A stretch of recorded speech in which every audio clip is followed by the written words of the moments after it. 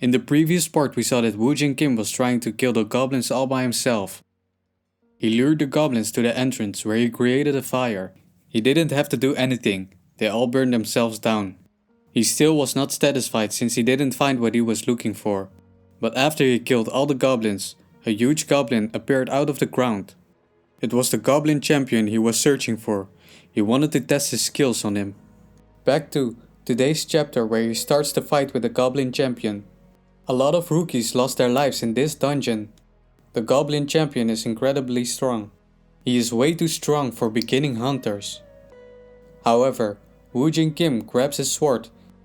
He claims that from today, there won't be any victims made by the goblin champion anymore. He's looking what his goblin skeleton is doing. The skeleton changed his facial expression.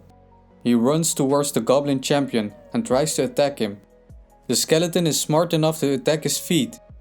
This damages the goblin champion and Woo Jin Kim is impressed. He recognizes that attack. In his previous life, he once fought a huge monster. No one had hope that anyone could take a monster down with that size. But Woo Jin Kim had a plan. He suggests that he should attack the legs. This lowers the monster's stability and increases the chance of winning. He successfully attacks the monster's legs in his first attempt. He used a specific sword style and movement. He is certain that the goblin skeleton is using the exact same movements right now. The attacks are working and the goblin champion fell down to his knees. The skeleton then tries to attack from behind. And again, he uses the same exact combat style as Woo Jin Kim. The skeleton attacks the goblin champion on his head. Woo Jin Kim expected that the magic skill had influence, but didn't expect that his memories and fighting style would come along with it. In his past, Woo Jin Kim used all sorts of weapons. No one except the leaders were able to fight him one-on-one. He sees what his power is capable of, so he changes his plans. A notification pops up. The agent of the Dark World congratulates him in his achievement. He sends him a legendary skill page as a gift. He now has a legendary rank. He never expected to achieve it this early on. The goblin champion was killed, so the dungeon was cleared. The people outside of the dungeon cannot believe what is happening. He runs towards the entrance of the dungeon, expecting the remaining guild members to come out. But more people are coming out of the dungeon than he expected. He sees the remaining guild members coming out of the dungeon. They are in disbelief that the dungeon has actually been cleared and that so many players have returned. He asks how clearing a dungeon is possible in only one day. An ambulance came to help the injured guild members. He cannot believe that almost everyone has safely returned from the dungeon. But he still asks about Woo Jin Kim. He asks why there are only 4 people. He assumes that he's dead, since no one of the guild members is answering his question. He gets the silent message, and he accepts Woo Jin Kim's death. But the guild members know that he actually didn't die. Someone is coming out. Even when the guild members knew that Woo Jin Kim was still alive, they are still shocked that he made it out of the dungeon. He walks past them without saying anything. The dungeon front guard calls him by his name, but he doesn't reply and walks right past him. He is following Woo Jin Kim and is running towards him while calling his name. Juice Up is actually mad that he made it out alive. He cannot comprehend that he cleared the dungeon all by himself. He is a bit jealous, and he asks himself who this guy is. Meanwhile in the world, the economy is going downhill because of the players. They demand high prices for clearing dungeons, and they don't want to pay any tax. The desires of the players are continuously growing worldwide. This is the result of granting privilege to the players since they are the only one who can close the dungeons. However, the Messiah Guild never asked for any reward, and they saved the world once again. But the stocks of the sponsors of the Messiah Guild are skyrocketing. Juice Up is getting jealous again, and he hates the Messiah Guild for getting this much publicity. He hates that the stories on the news are always about them. He is scared that he will look like trash, who only cares about money. Another guild member asks him what happened in the dungeon. He lies that he almost got killed because of Woo Jin Kim. He blames his injury on him. He tells that it happened because he was clumsy. It was already a rumor, and his friend asked if it was true. He tells that Woo Jin Kim rushed into a herd of goblins and he had to save him, and that's why he got injured. His friend tells him that the guild should punish him. He tells his friend that Woo Jin Kim was desperate for money and he wants to spare him. He decides to spread this, so he cannot do the same anywhere else. Meanwhile, Woo Jin Kim is at his apartment, making a plan to get contact with the Messiah Guild in order to destroy them.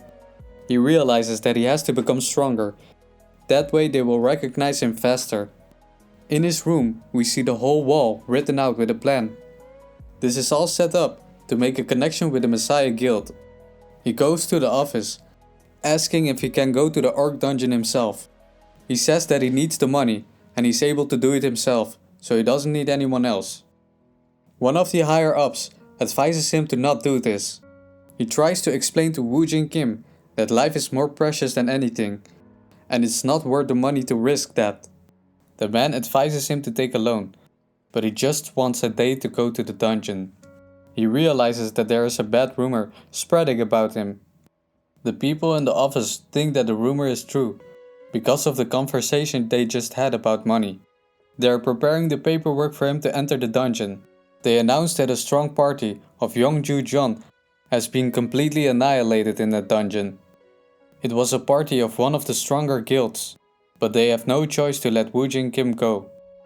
They assume that he is going to die, since one of the stronger parties was not able to handle the dungeon.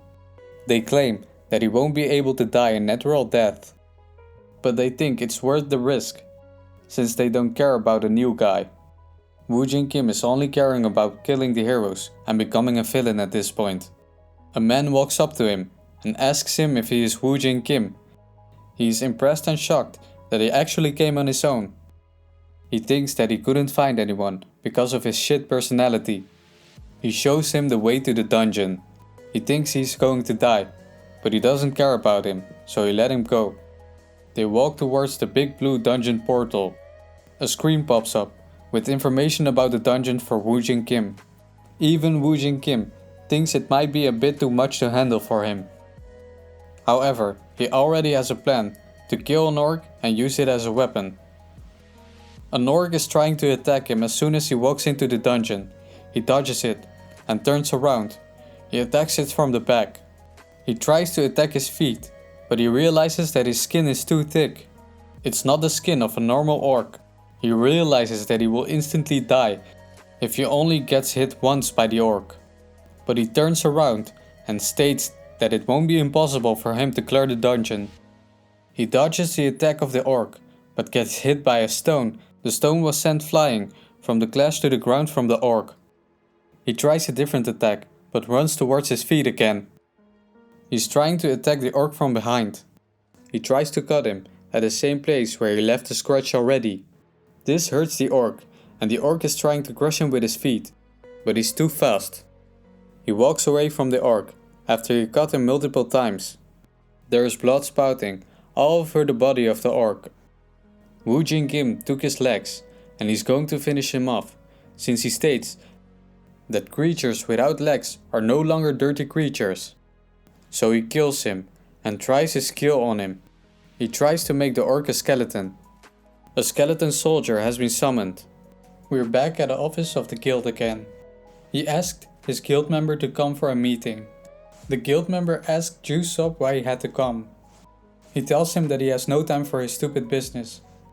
He hands him a paper with some information. It's information about Woo Jin Kim. He doesn't see him as a threat, since he didn't get his power long ago. But then he's shocked that he cleared the dungeon all by himself. Jusop tells the guild member that Woo Jin Kim went to the orc dungeon alone again. The guild member is in disbelief, since he had to struggle a lot in the beginning. The guild member asks Jusop if he believes the information on the paper. The writer of the report has just walked in, and they are all scared of her. The guild member takes his words about the incredibility of the report back. The writer of the report, Secretary Lee, says that everything in the report is true, and Jusop confirms that. He claims that she's one of the most trustworthy people in the guild. He then complains about the coffee he had from Secretary Lee, but she then tells that she got the coffee from the Phoenix Guild. Ju-Sop wants to join this guild, so he also takes his words back. A guild has to buy a dungeon before they can enter them. He asks what dungeons the guild bought lately, but it's not going so well. They don't have enough low-rated profitable dungeons. Ju-Sop tells the guild member that in that case they should take a hard dungeon. The guild member is not so happy with that suggestion, since he just came from a dungeon. Ju-Sop tells him that he will become lazy if he doesn't work hard enough. Back to the dungeon, where the orc fight is still going on. The original orcs are too strong for the skeleton orcs. One of the orcs wipes the skeleton instantly out. Woojin Kim realizes that the durability is so low, since his magic skill level is too low. But his strategy is to make enough skeletons to distract the orcs while killing them. The orcs are getting scared, since they are spawning new skeletons again and again. Woojin Kim can only make skeletons if he kills them by his own hands. Besides that, he has to level up his skill level. He realized that almost every dead orc was killed by him and not by the skeletons. So he has to level up his magic kills quickly, because the skeletons are still useless. But he thinks that this is not the best way to level up. The normal orcs are not giving enough experience. So he's going for the Orc Hunter, a killer between the orcs themselves. He already has an idea where the Orc Hunter might be. The skeleton besides him will be of good use, but only if the Orc Hunter is in the place where he usually is. The Orc Hunter appears, but Kim Woo-jin is already gone. He takes one of the dead orcs with him and drags him along. He doesn't seem to care if the orc is in pain or not. Kim Woo-jin states that he is a dungeon boss and that he exceeds the power of other orcs. He guards the area, but realizes it's stupid to charge without a plan, so he uses his skeleton as a decoy.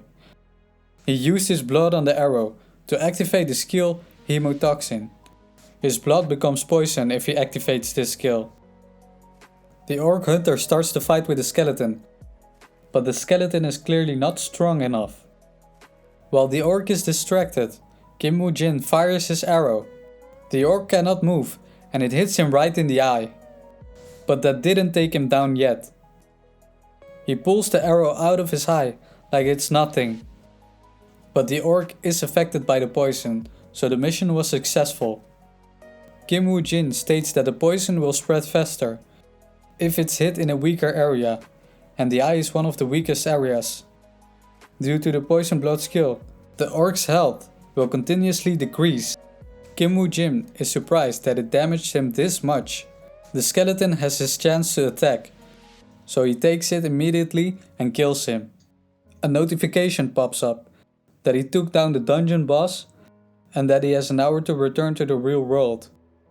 He sees a human skeleton with an injury that could not be done by an orc. He realizes that this person had to be murdered by one of his crewmates. He was part of the Yeowon Parks faction. This is the Phoenix Guild. That guild has not the most kind-hearted people, so Kim Woo-jin isn't surprised that something like that is happening in that guild. He sees a light coming from a cave.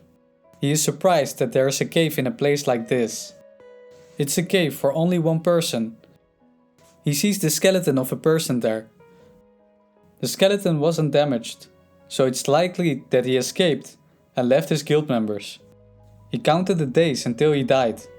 Kim Woo-jin sees that he's from the Phoenix Guild because of his badge. He states that this is exactly an action for their faction. He sees a book falling and he picks it up. As he wonders what it is, he opens the book. He thinks that it is a diary and there's nothing important in there. But it's actually a blacklist of the Yeowon Parks faction. This is something that could be useful for him. So he's taking the book with him.